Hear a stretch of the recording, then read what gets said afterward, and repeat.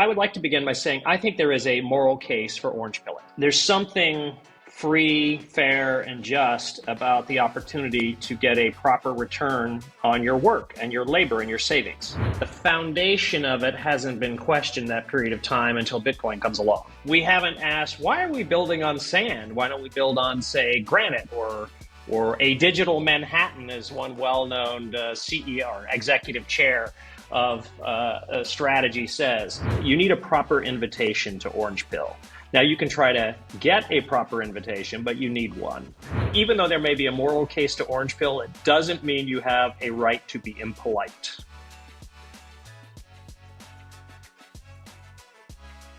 This podcast is entertainment, not financial tax or legal advice. Views expressed represent statements of the speaker in their individual capacity, do not represent the views of Unchained, and should not be considered investment advice. Speakers often have personal, family, or business connections to Unchained, which may include direct financial benefits. Please see our disclosure at unchained.com/podcast.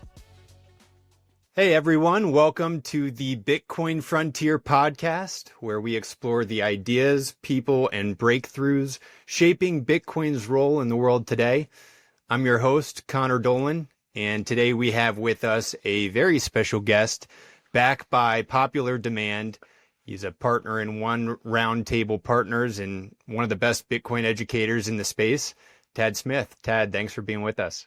Connor, it's great to be here. Thank you. And I should probably do the general disclaimer, although I am privileged to be a partner of my colleagues at One Roundtable Partners. Everything I say today reflects my own opinion and not theirs, for the record. So, of course. Although I certainly hope they would mostly agree with me. I guess I might find out. Well, you're a pretty agreeable person. You mentioned you just got back from some traveling recently? I have. We had an amazing trip, and I've spent a sort of better part of 10 days with, when I say dozens, I'm talking dozens and dozens of family members, and both in the United States and overseas. And it's been an epic sort of 8 or 9 day run, but it's really wonderful to be home. And Connor, maybe this is an area where you want to go, but I have to say I have spent a lot of time on orange pilling people. And you know what? I've got lots of thoughts on that with real practical, reasonably recent and fresh experience. So, absolutely. Are you solidified as the crazy Bitcoiner in your family? Well, I've been solidified as crazy before Bitcoin even was a twinkle in Satoshi's eye. So let's start with that. Fair enough. But yes, the idea that I might also be a person who believes that a piece of code could have value of $109,000, like it was just a minute ago, is a special category of crazy in heaven, maybe. Yeah. Or hell, I'm not sure which. Absolutely. Well, no, I'm really interested in getting into your perspective on orange pilling. I know you had a really good post over the weekend as well. Before we do that, just as a quick background here, I think a lot of people listening to this podcast probably know you from some of your viral interviews and what I can only describe as top tier messaging of the Bitcoin story. But your resume is really extensive, and I think some people might be surprised about how much you've accomplished outside of the world of Bitcoin.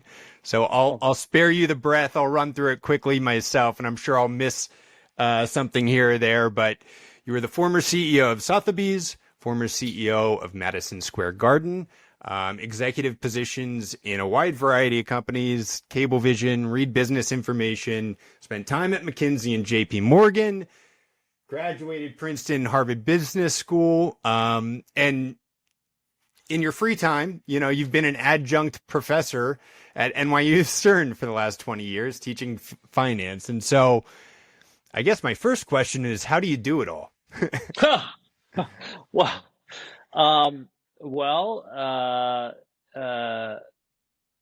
I have two things that I really rely on.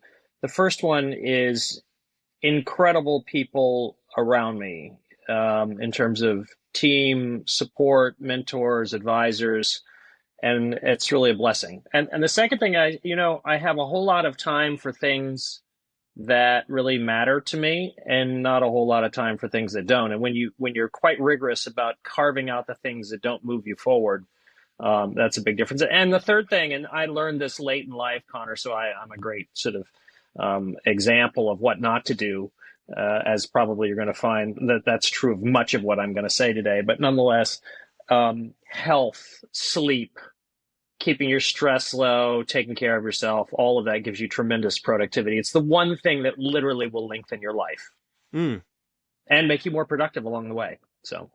All right. Well, get your sleep out there, and you can Get your sleep, eat well, choose good foods, get plenty of exercise, hug your dogs, hug your kids. I could be more like Todd Smith. Exactly. No. It's I'm trying to be like constantly have role models. So. Very cool. Well, talking about orange pilling and Bitcoin education, I think that's really where I'd love to focus the discussion today. And I'm interested to hear your journeys of orange pilling and your advice to those out there that want to orange pill their relatives and their friends. Before we do that, though, I do want to set the stage. You obviously have this robust experience in education, being a professor at NYU Stern for the last 20 plus years, and specifically teaching finance. And I'm curious, what has changed the most over the last 20 plus years in terms of how people understand money today? And does that impact your approach to educating people on Bitcoin? Yeah. Wow. Very powerful starter question. What I would say is that over the last 30 years, the level of innovation, creativity, science, if you will, to expand and increase the returns in the fiat system have multiplied. When you think about the kinds of fiat products you have today versus what you had when, so I went to business school and I graduated in 92, I went in 1990. Or even when I went to college, I went away in 1983. The level of innovation in the fiat system has exploded. And there's a lot of reasons why, but I have a sort of cheeky thesis, if you will, or hypothesis, if you will, that one of the reasons is because one really struggles to outrun debasement and actual inflation in the fiat system. And so the level of innovation there has had to explode in order to solve that underlying problem. But what's fascinating, Connor, is that the foundation of it hasn't been questioned that period of time until Bitcoin comes along. So meanwhile, we've erected not just a castle, I'm talking cities, extraordinary cities on top of sand. We haven't asked, why are we building on sand? Why don't we build on, say, granite or a digital Manhattan, as one well-known CEO or executive chair of a strategy says. And that's what I would say is the answer to your question.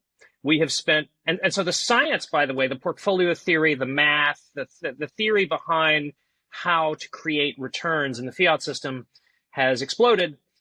And yet we haven't really questioned the foundation until more recently. And with respect to, by the way, the questioning of the foundation, I think we're just scratching the surface. So, well, and I think that's a really transformative experience that I think anyone that really gets into Bitcoin goes through, is challenging a lot of the preconceived notions of how money is supposed to work. Given that, oh, by the way, the first one, if I could, Connor, yeah, asking the question. Meaning, think about how improbable it is that you might ask the question, why should I ask the question about money? It's not obvious. Now, by the way, to Bitcoin maxis who watch this, they think it's derivative. I mean, it's almost hilariously obvious. Sure. But for someone who hasn't gone down that journey, why would you question money? It's backed by the United States government in our country. It's solid as a rock. What's the question? Right. Well, given that dynamic, going back to the analogy about building a foundation on sand, if that's all that someone has ever known, where do you start in the Bitcoin 101 conversation when you're having, arguably a very difficult conversation about having someone challenge all of these preconceived notions? On this, Connor, could I back you up one step? Because you're right. I did post a lot on this topic over the weekend. And there was one comment that came in that I'd like to start with on one of my posts. And the question that the commenter asked was, why bother? Why bother orange pilling anyone?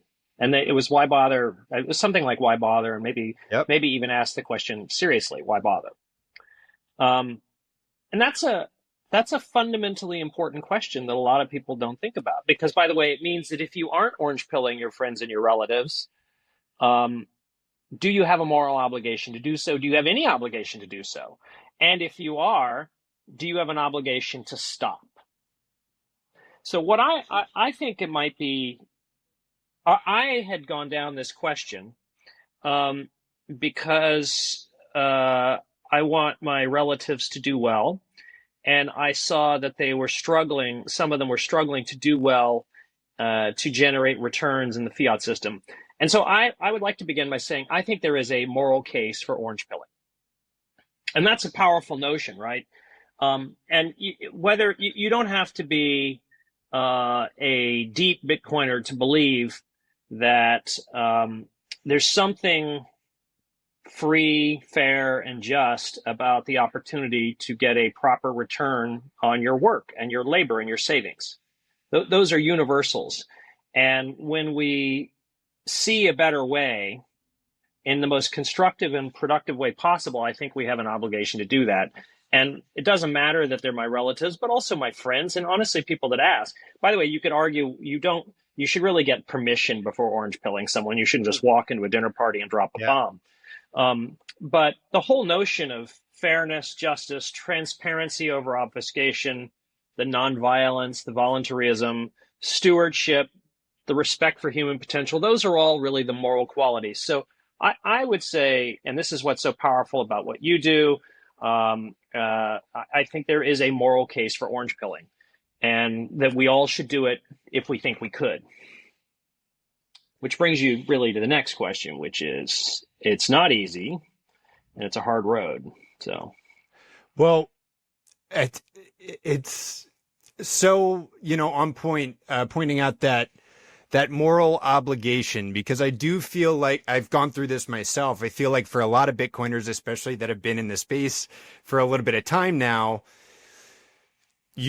when you're first getting in and you see the light and you want to, let everyone in the world know about Bitcoin, you're trying to convince all of your friends and families to see the light alongside you. And in some ways it does become disheartening, where you're almost like watching this sinking ship with your friends and family on it, and you're trying so hard to get them to jump on the life raft, and almost the harder you try, the more rooted they are to be like, no, we're staying on the ship, it's fine. And so you do get to a point where you're like, why bother? And so how do you balance that dynamic? Letting them come to Bitcoin in their own time, but at the same time dealing with this moral obligation that they need to get off the ship? Yeah, very good question. So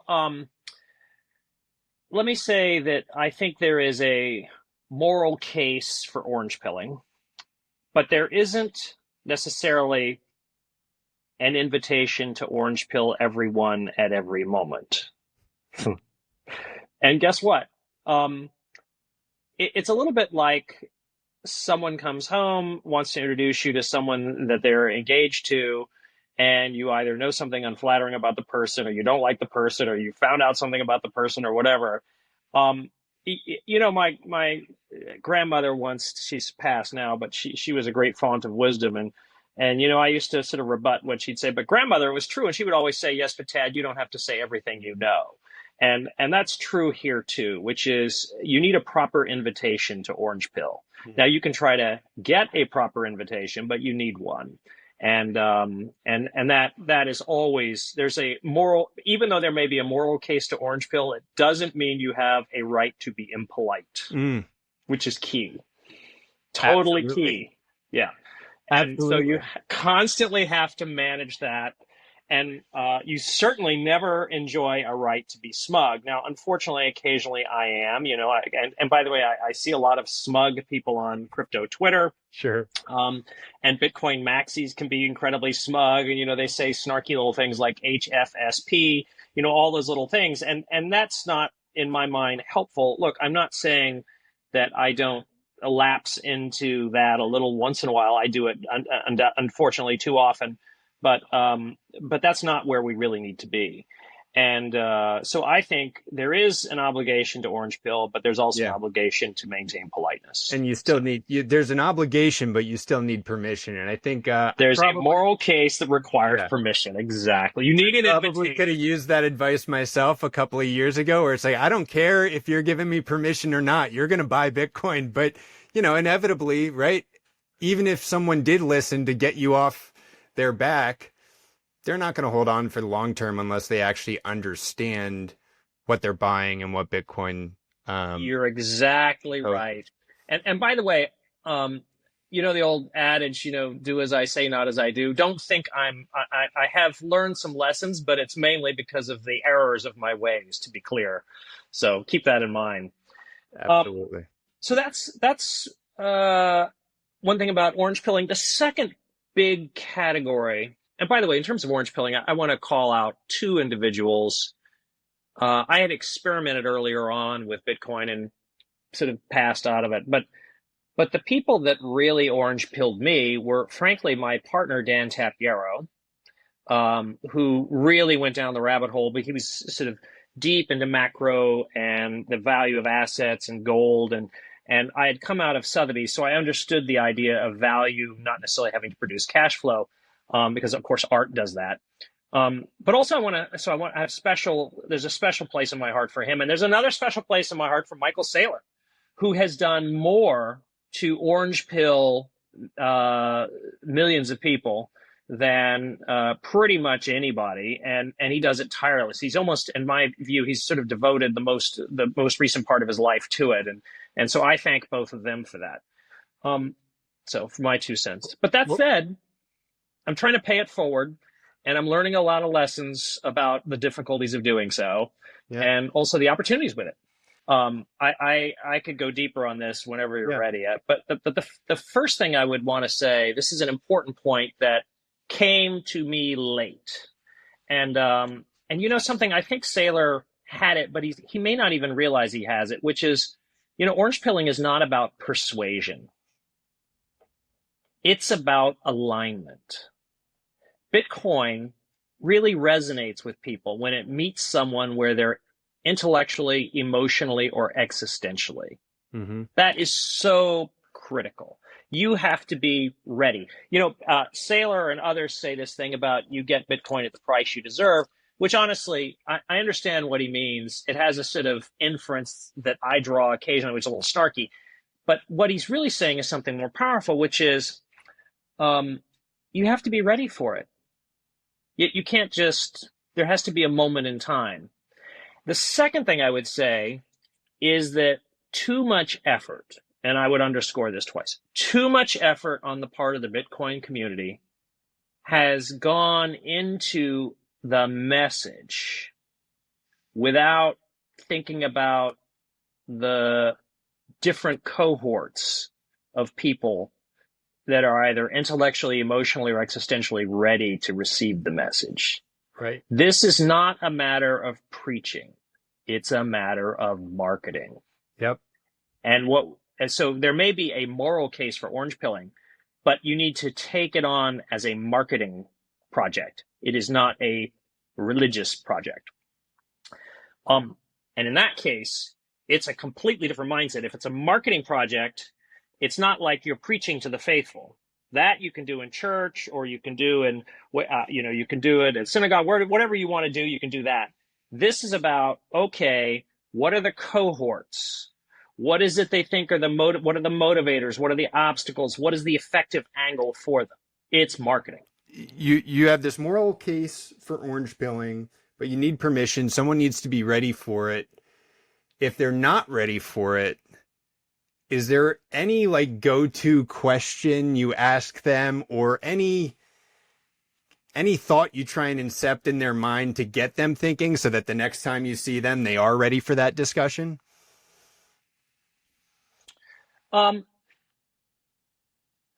a good question. And I would say there's some triggers. One is that people will ask you, "Hey, Tad, I saw a podcast," or "Tad, you made some comments the other day that I overheard. I happened to see you on Twitter, and you said something about Bitcoin. I mean, how could you believe Bitcoin's a thing? I mean, is that really a thing? I mean, I don't understand it." Those are implied invitations. And that's reasonable. Another one is you could get invited by, like you, for example, to go down a path about it.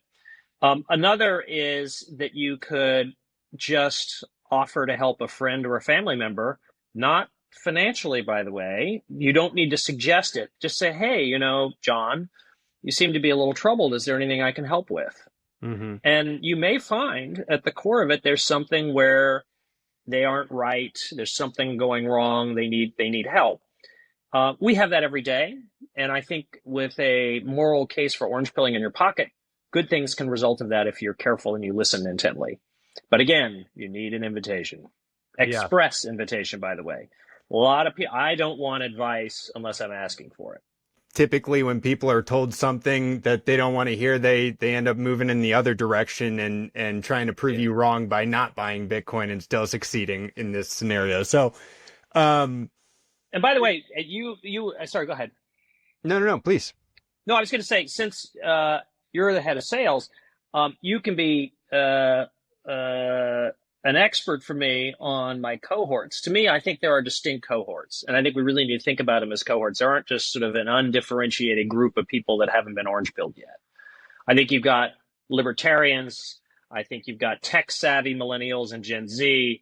You've got high net worth individuals. You've got progressives, progressive thinkers. You've got boomers. You've got financial, and you've got developing world citizens. And they all have different needs. They all have different aspects. And you got to really figure out who you're talking to if and when you get that invitation, because this is marketing. It's not to be left to chance. I think people come to Bitcoin for so many different reasons, and there isn't, and I'm sure you found this, there isn't a playbook for orange pilling someone, because everyone can have a different reason for getting into Bitcoin, whether it's energy, whether it's the financial aspect, whether it's the humanitarian aspect.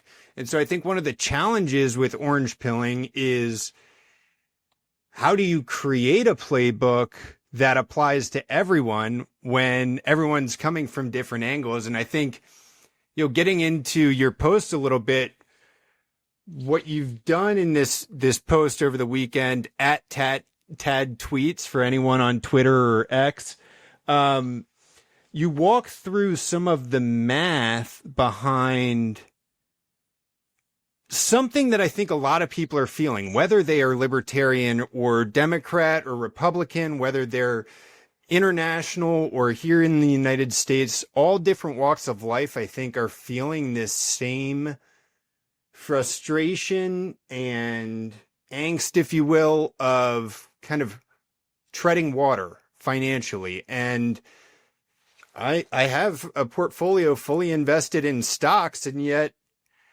I'm not keeping up with the Joneses. I'm not keeping up with the person to my left and my right. And so you do a great job of breaking down the math as to why that is. And I thought that maybe you can give us an overview of how people should think about the real cost of capital and the solution in this day and age. Sure. I'm happy to go down that path. I'll point out that particular argument is a relatively narrow one.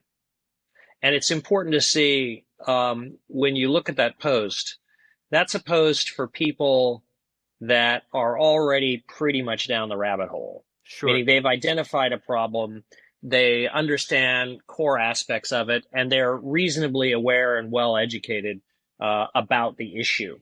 So that's well, in marketing terms, you would call that mid funnel, because you've got a person who's made a lot of investment to get down to say well past what is inflation to why is inflation CPI different from what I'm experiencing, and the fact is the vast majority of people don't ever get that far.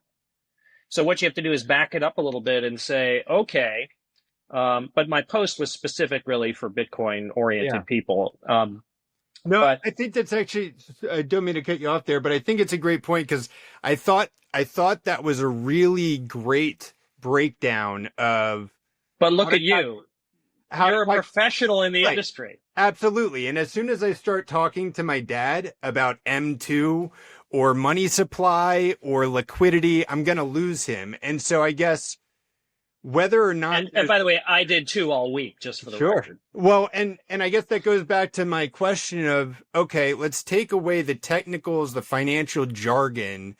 Yeah. That feeling of frustration, I think, is still there even for, whether you're young or old, everyone is dealing with the issue that the monetary system is causing. And so I guess my question is whether you're using financial jargon or not, or even more so, if you're not using financial jargon and they don't understand Bitcoin or traditional finance, where do you start?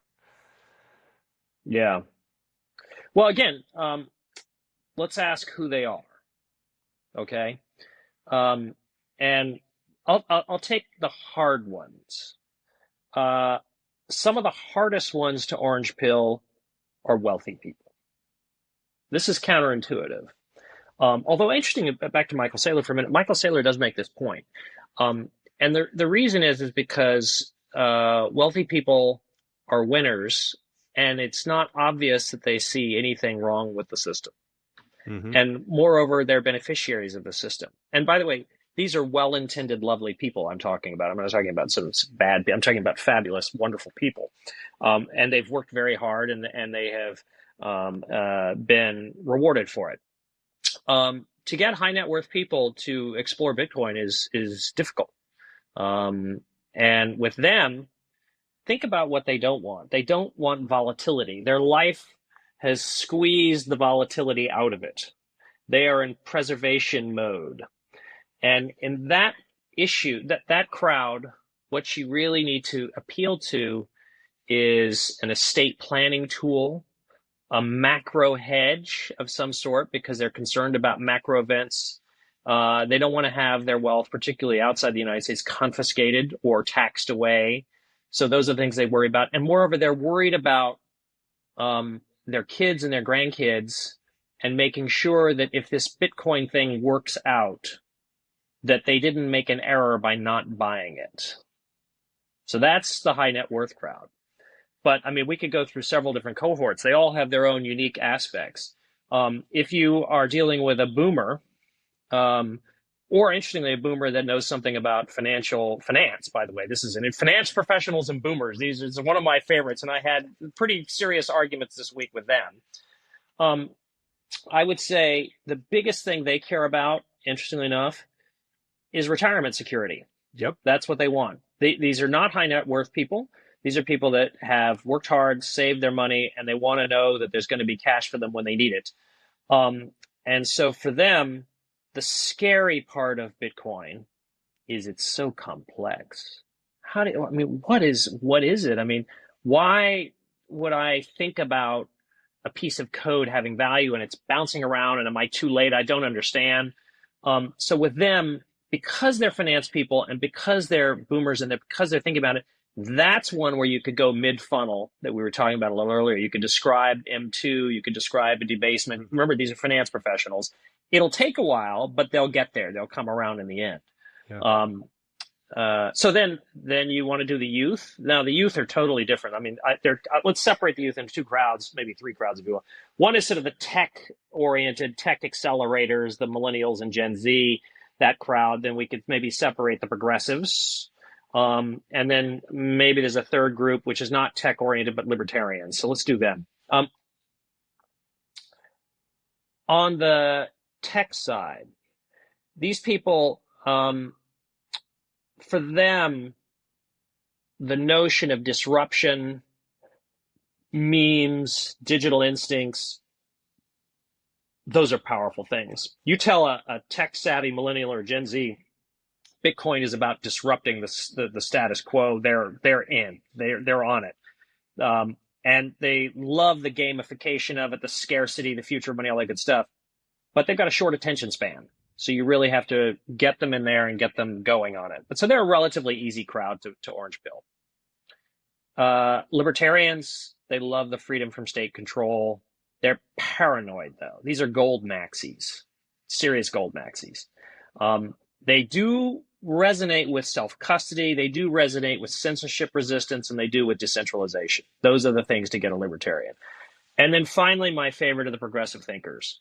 And by the way, note that a good cross-section of these three young groups, is they're mighty angry. I mean, there's a lot of anger out there. And you know, if you're way down the rabbit hole, you might get to, and maybe we'll talk about this later, but you might get to the idea, well, Bitcoin is an answer for a good portion of that anger, but it's not an answer to everything. But with the progressives, they care about equity, fairness, transparency. They do think Bitcoin is associated with right-wing politics. And by the way, as long as it's going to be associated with right-wing politics, it's very hard to get progressives on the. But if you can get to some sort of neutrality or open source sense of justice, you can orange pill them too. So that's how I think about it. And those are just the U.S. people. We could leave the folks outside the U.S. out of it, but that's sort of the crowd. Well, and I think, you know, what the biggest takeaway I'm getting here is you got to meet people with where they're at. And exactly. I think, you know, Bitcoin is almost a blessing and a curse in that way, where there are so many different ways that someone can come to Bitcoin that it is the biggest blessing in the world if you can find that, but it also complicates the exactly because something that resonates to one person might completely fall flat on another. You reminded me, there's a whole segment that we could talk about artists and creatives. These people don't like math. Mm-hmm. So what they care about is ownership and expression. And so for them, contrary to what a Bitcoin maxi might think, ordinals or an anti-platform type ethos might be really resonating with them. Mm-hmm.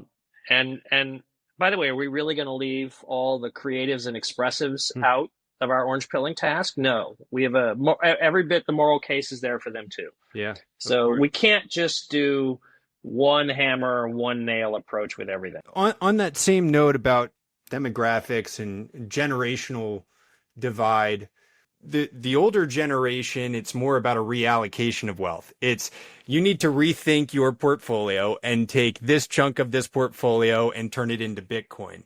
But what do you say to the individuals that are just getting started in building a nest egg and don't have a portfolio to rebalance into Bitcoin? That's a very, very difficult question, Connor. And of course, we haven't used the two magic words that are used in every possible podcast, AI. But we might as well start using them. Well, the first thing I would say is that, and this is my opinion, obviously, and take it for what you want. The college education system over the last sort of few decades, maybe is a better way to say it, has evolved from a principally educational expansion of the individual. Coming out of, and before World War II, arguably, if you went to college, and very few people did, by the way, it's expensive, as you know, you were interested in studying Latin or, classical Greek or whatever it is. It was a philosophical expansion. And when you came out, it wasn't necessarily designed to put you into a modern post-World War II industrial service economy. College over time has been increasingly geared to fit you into the sort of post-industrial economy, the service economy, create knowledge workers, et cetera, et cetera. And by the way, That's not a negative. It's not an evil thing. It's a positive thing. It was designed to give everybody, college was designed to give you hope for a more constructive financial future. But college also got very expensive. And the irony is you could view, if you wanted to put a lens on it, college was another way to try to give your children an opportunity to beat the fiat system. Because knowledge workers in that system until very recently, and even still today, had an opportunity to earn more than kids who didn't go to college and weren't knowledge workers. So you could argue the reason we would pay as much as we do for college is because it gave our children a chance to beat the fiat system, even though we didn't understand that, right? But two things have happened. One is that AI has come along, and whether you believe it is overhyped or, frankly, Eric Schmidt made a very good podcast recently about how he believes it's underhyped, and I actually agree with him. What you could say is between 5 and 10 years from now, and maybe sooner, maybe later, I don't know, it's very difficult to come up with a knowledge worker that as a human being will do better than the machine. And in that environment, think about what that does, Connor, for the underlying idea of going to college. If you're going to go to college or learn a trade or whatever it is you're going to do, you're not doing it to beat the fiat system anymore because the machine will do that. The machine's going to beat you. Key point. So you have to be thinking about college for something far more powerful, which is you want to learn something. You want to contribute. You want to improve yourself. You want to think about things a new way. You want to change the direction of your life as an intellectual, emotional, or frankly, an individual. You want to experience a new place. You want to experience new people. You want to see things a different way. We're going to go back to actually romantic notions. And I don't mean romantic and bad. I mean in positive ways about education. And so what I tell people is, this is a long-winded way of saying, and I hope it's not too long, is if you're going to go to college, you're not doing it for career reasons now. You're doing it because college is intrinsically valuable to you as a human experience. So I completely agree. And I think there's a whole thread we can probably pull on here in terms of how Bitcoin fixes this. But to play devil's advocate there, I agree with you, I guess. But devil's advocate's more fun, so let it rip. That's right. My question is,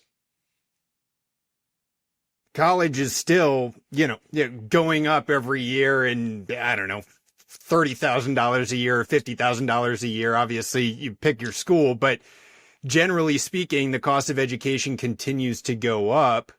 Do you think that in order, I'm not going to have my kid pay $200,000 a year to pursue a romantic interest at the end of the day? Like, do you think there's a correction coming in terms of how do you see that dynamic playing out where AI is going to remove the need or the value of a college degree with individuals that are pursuing a higher learning? Do you think it becomes something that's only available to, the most financially well off, or how do you see that playing out? Okay. So, very good question. And you've actually pushed me to think about something I really hadn't thought about before. I've said a number of occasions that Bitcoin is the right hurdle rate, meaning the return on Bitcoin should be the way you think about investing. And interestingly, when I say that, I'm usually always thinking about investing in other investable assets. Thanks to your question, it's like a light bulb just went on for me, Connor. You need to evaluate college education as an investment versus Bitcoin. Think about it that way. Because in effect, you are if you're spending your money rather than the government's money to go to college, you need to be thinking about, is that investment better then, and by the way, for career reasons, because remember the way you framed the question was, okay, Tad, that sort of airy-fairy stuff about romantic notions of educational betterment are good, but you still got to pay the rent. I get you. I'm totally with you. Right now, you have to pay the rent. You got to work. So what I'm going to say is it a better decision, given AI on the horizon and already here, given the rapid accelerating changes in the workforce, that you spend $100,000 buying a Bitcoin today, or you put it into a college education 4 years at $26,000, I think, whatever 109,000 is divided by 4. If you want my opinion, says the guy who, you mentioned where I went to school. I was lucky enough to go there back a million years ago. If I had to do it over again today, I think the arguments for putting it into Bitcoin for my kids are better, unless they had both of my kids are, by the way, on this page. They're not going to school for pre-professional reasons. They're going because they really love what they're learning. They're having an amazing time, and it's a great experience for them. But if you're making the decision to go to college for job-related, career-related reasons, I think the better investment is Bitcoin. How about that? That weaves together Bitcoin, college, education, what you tell your kids, and AI all at once. Well, I'm going to stack something else on top of it. Go for it. Maybe I'm asking for personal advice at a certain point, but I want to stack homeownership into that mix as well, because in a lot of ways, homeownership has really represented the American dream. And as someone in my early 30s, I'm not ashamed to admit I'm still renting. A lot of my friends are in a similar position. I'm just now kind of getting to a point where I can afford to buy a home, but I'm a Bitcoin maxi. And so it's a really in the same kind of opportunity cost of deciding whether to go to college, not just whether it's the right investment to put that money in Bitcoin instead, but that's also the time that you're spending in college that could be spent somewhere else. Same thing with home ownership. I think a lot of people in my demographic are trying to decide whether it makes sense to buy a home and commit to this long-term investment, or rent and continue to stack Bitcoin with the savings. And I'm curious your perspective on that, given everything else we've discussed. Okay, well, will you allow me to make a transparently political comment first, and then answer your question? I'll allow it. Okay, thank you. I think it is keeping interest rates unusually high. And by the way, the statute's clear, right? The Fed's mandate is clear. It cares about employment and it cares about inflation, and those are its dual mandate. And honestly, whatever you want to say about the Fed, they're doing their job, and I think they're doing it in good faith. But the practical effect of where we are is to have rates very, very high.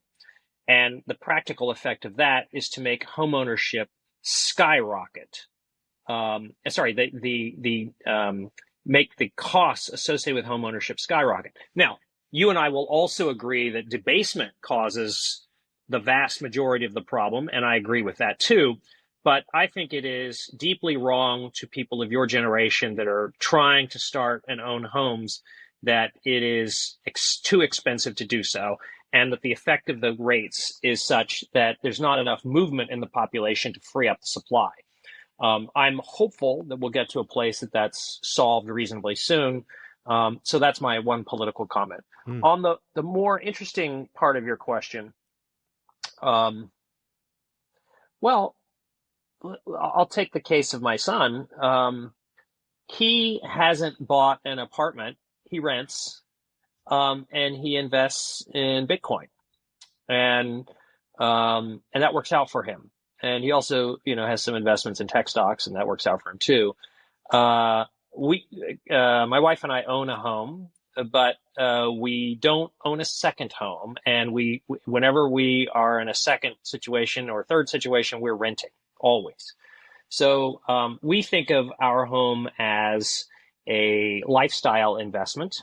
Mm-hmm. I realize that a mortgage against it, if it's a low enough cost mortgage, is an advantage. But so I won't give you financial advice, but I'll tell you what we do. And what we do is we think every single expenditure needs to be thought of as, will it produce a return that is satisfactory vis-a-vis Bitcoin?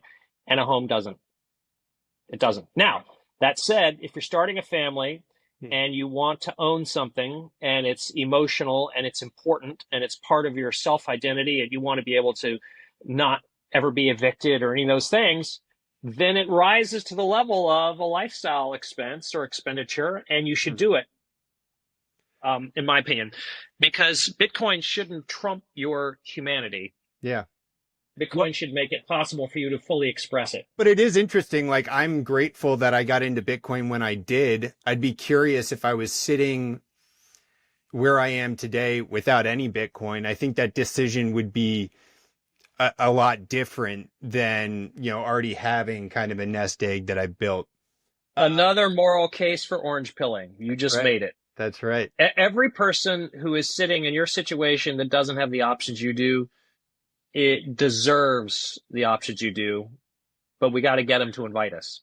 Absolutely. Well, going back to orange pilling, and I want to pull on a thread. You were on Preston Pish's podcast, maybe Oh my God, 1 million years ago. That's right. Preston's great. He's one of the best. One of the best. He's one of the best. He's right. He's in a small cadre of the very best. That's someone who has absolutely fulfilled his moral obligation to orange pill the world, and he continues to do so.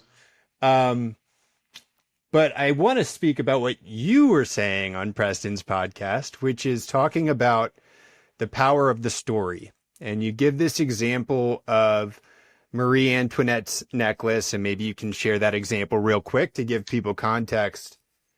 But I want to ask you what you think Bitcoin's story is.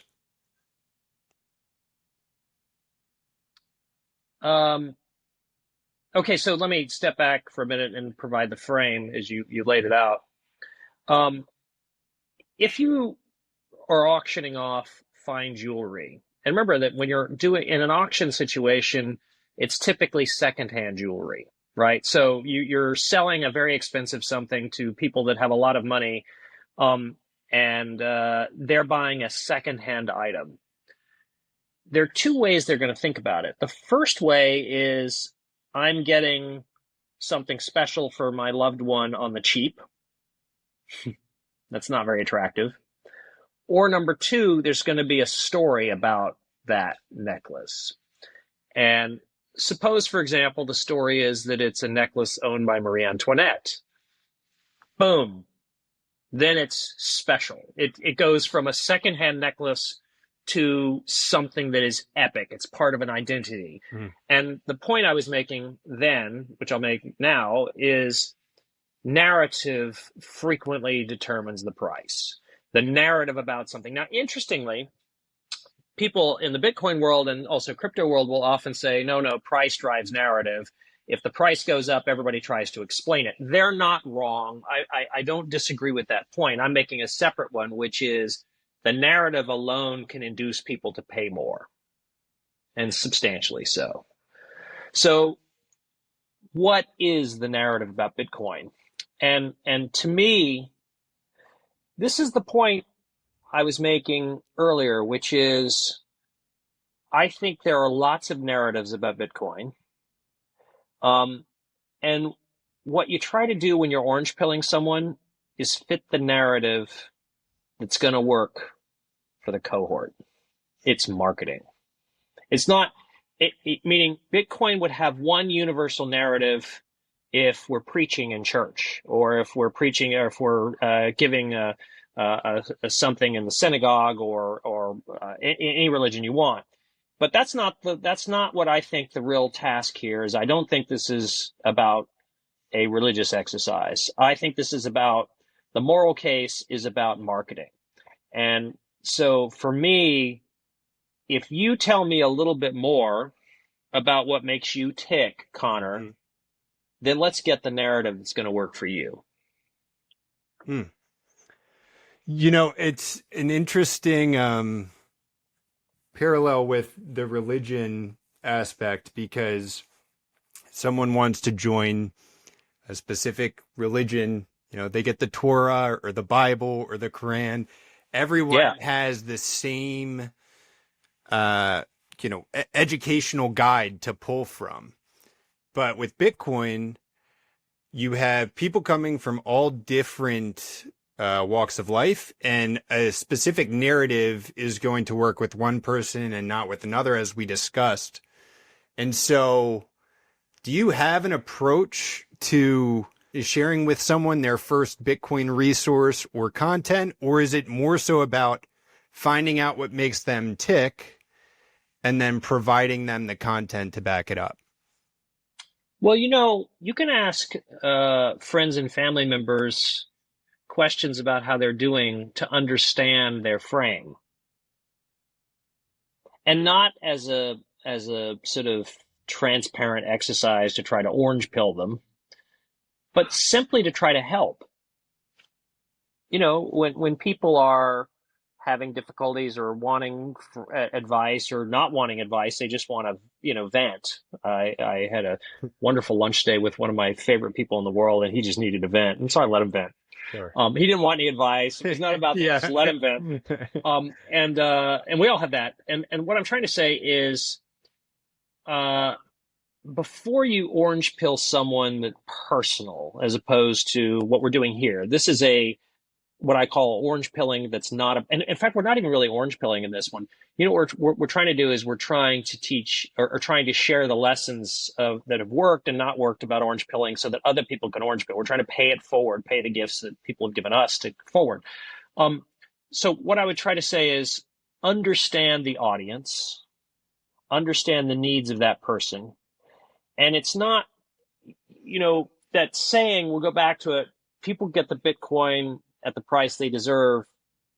It means well, but it's fundamentally wrong. What do I mean by that? It is, we should try to get everyone, we should try to meet everyone who needs Bitcoin or wants Bitcoin or is open to Bitcoin at the price that is best for them as quickly as possible. And so we really have to understand their needs. It's not about you. It's not about me orange pilling. Yeah, I got another one, another notch in my belt. Yeah, it's not sure. about that. It's about them. And how do we connect with them? And that is marketing. We need to understand, what is it that makes Connor Dolan question himself or question something important? And you just gave me one. So suppose one day, Connor, suppose we were good friends and you came to me and said, hey, Tad, I'm thinking about getting a house. What do you think about that? First of all, I'm excited for you. It must mean there's some interesting things going on in your life, and I'd want to know more about that. And then, but that's a completely authentic view. And then I might say, hey, that's really interesting. It's really, and because I happen to know you're a Bitcoiner, I could say, well, it's really good. Bitcoin's done well that you can do that. And then it's almost an opportunity for you to say, well, it's funny you mentioned that. I'm kind of thinking about maybe now's not the right time to sell. I'm feeling kind of bullish, or maybe, that the FHA just came out and they're going to look at my Bitcoin assets now that might improve my ability to qualify for a loan, because they're going to be considered as part of my assets, not to mortgage them, but just to be part of my asset. See, that's a conversation that happens. And then notice what we're doing. I'm learning more about you and what your specific needs and issues are, and I'm tailoring a message to that. Mm-hmm. That's where we're going to make progress.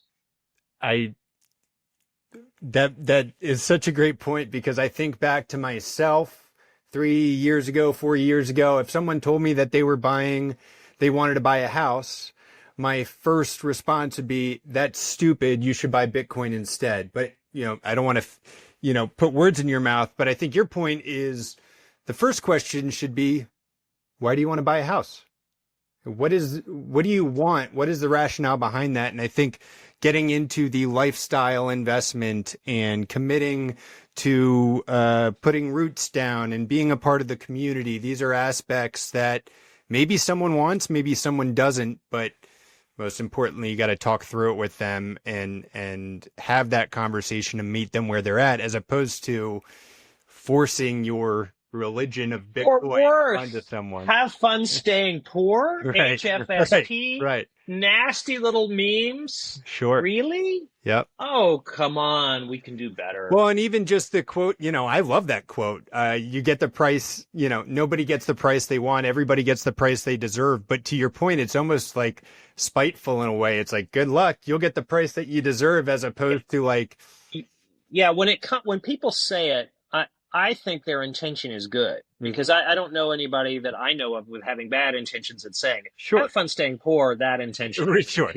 That's not it's hard to say that with any good. Right. But you can have a lot of people say, well, people will get the Bitcoin that they deserve, in a sort of reflective notion of almost resignation, or it's almost a resigned comment. You know what I mean? I'm resigned to the fact they're going to get Bitcoin at the price they deserve. Yeah. But on that one, what I would say is, back to the moral case for orange pilling, it doesn't have to be that way, and we can do better. There's this quote here at the end of your post that I thought was very poetic. Bitcoin is not speculation, it's protection. Not rebellion, it's insurance. Not utopia, it's sovereignty. I wanted to see if you could unpack that for us. Well, let's go piece by piece. Go ahead. Bitcoin is not speculation, it's protection.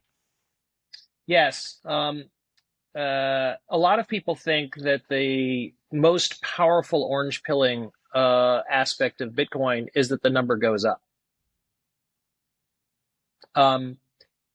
But in a very real sense, the number going up often has a negative aspect to it, which is it causes people to think they're too late, or to worry that it's a bubble, or any of these things. So it's a really interesting aspect. But once you get the invitation, you can say, no, Bitcoin is really not going up. It's the value of the dollar going down, and Bitcoin's just pricing that dollar. Right. And so what Bitcoin is doing, the more it goes up, the more it's showing you what it's protecting you from, which is the erosion of your relative wealth and your purchasing power. That's what that means. All right. The next line, not rebellion, it's insurance. Yeah. See, the truth is, the vast majority of people in the world, honestly, you know what they do? They want their kids to do well. They want a happy family life. They want to have a healthy, productive life. They're not revolutionaries. And they care about protecting themselves and living a good life and protecting their kids. They're not interested in changing the world. There are, thankfully, some people, and many in the Bitcoin, want to change the world, and I think that's good. But that's why I say, keep in mind that on that piece, some of the most valuable messages of orange pilling are prosaic ones. All right, the last part here, not utopia, it's sovereignty. Yeah. On this one is, if you say Bitcoin is utopia, I guarantee you 9 out of 10 people are going to get turned off. The only one who will not get turned off is the one who already believes it. Everybody else, no way, not going to happen. But if you tell them that it is a way to take ownership of their financial circumstance, or self-sovereignty, sovereignty, and give you a measure of the possibility of freedom. And when I say freedom, I'm not talking airy-fairy stuff. I'm talking about the freedom over time to make increasing choices about what you want to do with your time and how you want to live. Sovereignty. That's a powerful orange pill message. Mm-hmm. Well, I think it's... Utopia, not so much. Right. And I think it speaks to your expertise in Bitcoin marketing, because the way I interpret that statement is it's really about level setting and creating a new perspective on how someone should be viewing Bitcoin. One of the lines I always do to try and get attention from people I'm trying to orange pill is saying, Bitcoin is the safest investment I'm making. I put all my money in Bitcoin for savings, not for some get rich quick scheme. I feel much safer with my funds in Bitcoin than sitting in dollars in the bank. And I think changing that expectation that Bitcoin is this risky asset. Yes, it is volatile, but it is protection. It is insurance. It is sovereignty. And so, I think it speaks to just how great you are at meeting people with where they're at and providing the right messaging. And to maybe wrap a bow on it, you started out by saying you got a DM or a comment recently asking, why bother? Why bother? Why bother? Seriously, meaning why bother? Seriously, meaning it's a serious question. Why bother? That was the comment.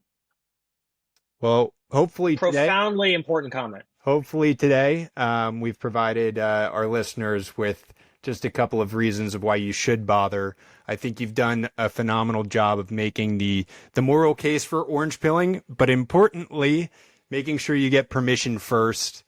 Tad, your work has helped so many people cut through the noise out there and really understand Bitcoin, and you've made such a great contribution into the space in a relatively short amount of time. For people who want to keep learning from you, where can they find your work and connect with you? Tad tweets. But I just go by Tad Smith. So anybody typing in an X, just make sure it's the Tad tweets handle. So, Connor, thank you for inviting me. I've really enjoyed it. And I've made a lot of mistakes in orange pilling. And so when I got your invitation, I tried to it gave me a wonderful opportunity to sort of try to frame some thoughts about it, because hopefully we will all take up the mantle of the moral case for orange pilling. And moreover, we'll realize it's really marketing, and it's not anything else. It's marketing, and marketing is a set of very specific skills and activities that we can all do. And if we do them well, they will work. Well, we appreciate you being on the podcast, Tad. Appreciate what you do for the space. And, the reality is the conversation around orange pilling will probably continue to change. So maybe we need to have you back on in 6 months or 12 months to give the 2.0 version of the orange playbook. I'm honored to come anytime. Thank you, Connor. Thank you, Tad.